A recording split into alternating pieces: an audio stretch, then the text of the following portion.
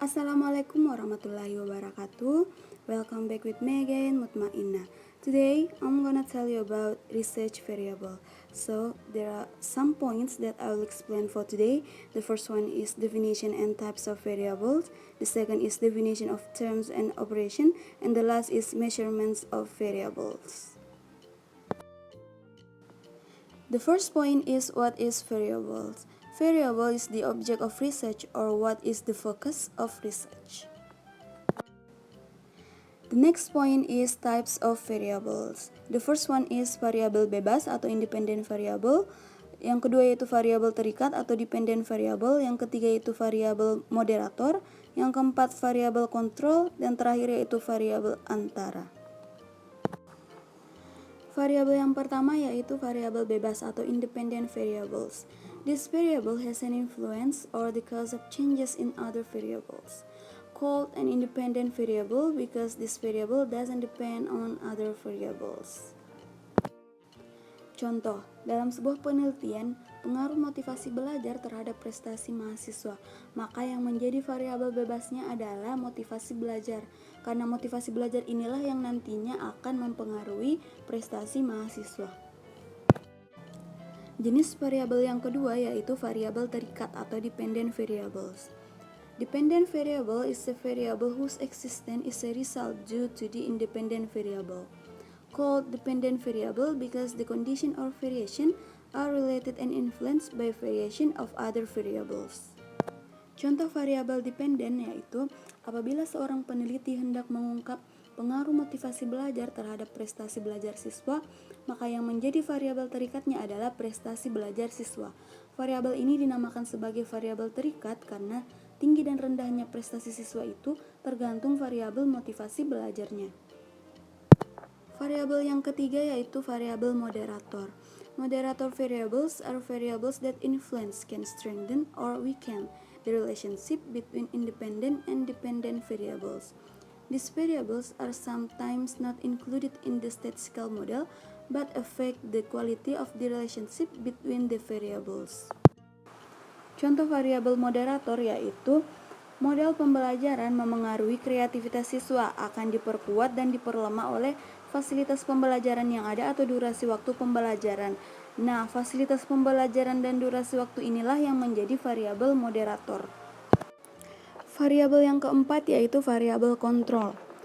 Control variable is a variable that controls the effect of independent variables on the dependent variable. Control variables are variables that can be controlled or made constant so that the influence of independent variables on the dependent is not influenced by external factors. Contohnya, pengaruh metode belajar terhadap prestasi belajar siswa. Variabel bebasnya adalah metode belajar, sedangkan variabel terikatnya adalah prestasi belajar siswa. Variabel kontrol ditetapkan sama, yaitu mata pelajaran kimia. Dengan adanya penetapan variabel kontrol tersebut, maka dampak besarnya pengaruh mengajar terhadap prestasi belajar siswa bisa diketahui lebih pasti. Yang terakhir yaitu variabel antara atau intervening variables. Intervening variables are variables that become intervening between independent and dependent variables. The emergence of intervening variables after researchers have explored in more depth the theory referred to. Contoh variabel antara yaitu pendidikan dan pelatihan memengaruhi keterampilan kerja dan keterampilan memengaruhi kompetensi. The second point is definition of terms and operations. The term is the definition which is compiled by the researcher based on the synthesis compiled from the literature review, which is also commonly referred to as a conceptual definition. While operational are definitions compiled by researcher based on the synthesis compiled from literature review, which are complemented by operational data collection technique in the field. The last point is measurement variables. What is measurement? Measurement is a procedure for determining numbers that represent the quantity of characteristic or attribute possessed by a subject in a population or sample. Selanjutnya yaitu jenis skala pengukuran. Yang pertama yaitu skala nominal, yang kedua skala ordinal, yang ketiga skala interval, yang terakhir yaitu skala rasio. Skala yang pertama yaitu skala nominal. Sebuah data dikatakan memiliki skala nominal apabila angka-angka dalam rentangan skala pengukuran hanya berfungsi sebagai pengganti nama atau label atau kategori, tidak menunjukkan suatu kuantitas, maka skala pengukurannya disebut nominal. Contoh skala nominal yaitu variabel jenis kelamin. Setiap subjek wanita ditandai dengan angka 1 dan setiap pria ditandai dengan angka 2. Tidak berarti bahwa seorang pria mempunyai kuantitas 2 kali seorang wanita, karena angka-angka tersebut tidak mempunyai hubungan kuantitatif. Jadi, angka 1 dan 2 hanya berfungsi sebagai penanda atau kategori untuk wanita dan pria. Skala yang kedua yaitu skala ordinal.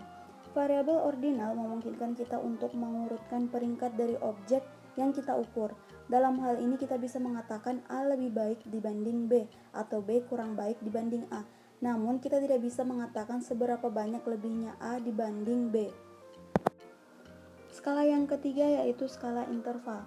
Variabel interval tidak hanya memungkinkan kita untuk mengklasifikasikan, mengurutkan peringkatnya, tetapi kita juga bisa mengukur dan membandingkan ukuran perbedaan di antara nilai.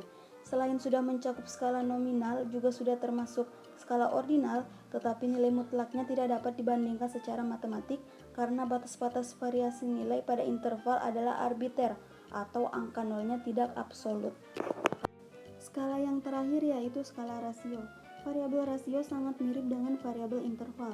Di samping sudah memiliki semua sifat-sifat variabel interval, juga sudah bisa diidentifikasi titik nol mutlak, sehingga memungkinkan menyatakan rasio atau perbandingan di antara kedua nilai.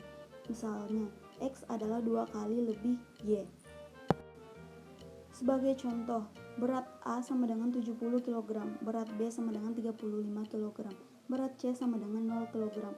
Di sini kita bisa membandingkan rasio, misalnya kita bisa mengatakan bahwa berat A 2 kali berat B. Berat C sama dengan 0 kg, artinya C tidak mempunyai bobot. Angka 0 di sini jelas dan berarti, dan angka 0 menunjukkan nilai 0 mutlak. I think that's all that I can say for today about research variable.